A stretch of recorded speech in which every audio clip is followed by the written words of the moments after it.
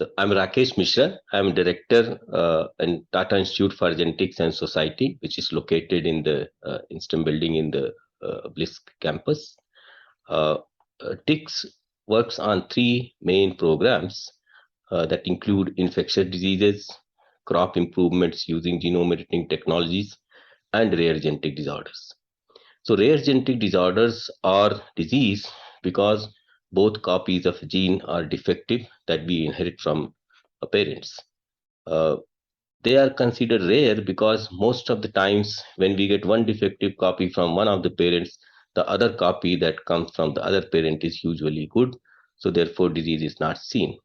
But as you know that if both parents are related, the occurrence of rare genetic disorders becomes more and more, and therefore because of certain social practices in some parts of our country, rare genetic disorders are not that rare. In fact, we have some around 90 million, according to some estimates, rare genetic disorder patients, and every year about a million babies are born with such difficulties.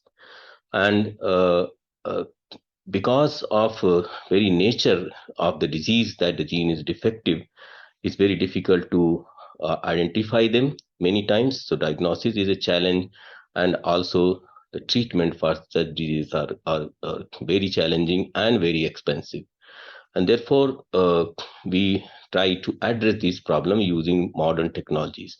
And one of the great success people have started witnessing because of the high-end technology is the stem cell technology that is now being used for rare genetic disorders. As we know, in our body, all the tissues essentially originate from initiate initially from stem cells.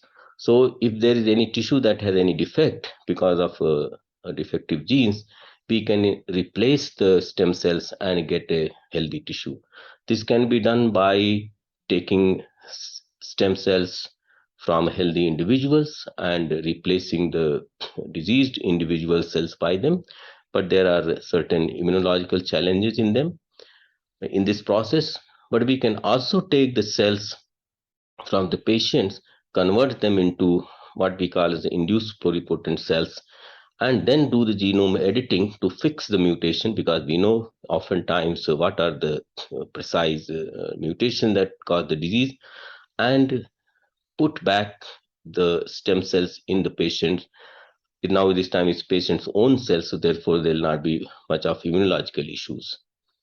These are the direct treatment of the disease using stem cells, and there are many success stories in this direction.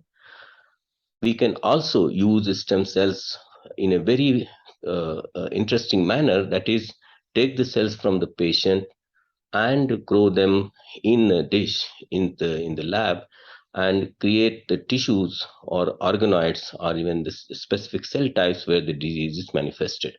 And in this way, now we can study the molecular or biochemical basis of the disease and understand the disease process more accurately, and therefore we can think of new interventions.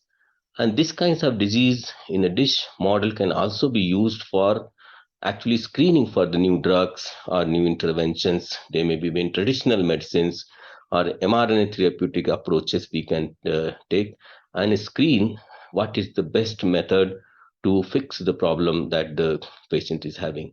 And once we find out, then we can actually use the same intervention in the actual patients and fix the problem. So therefore, the stem cell is really a big advancement in treating rare genetic disorders, which are largely untreated because of the many available options not being there.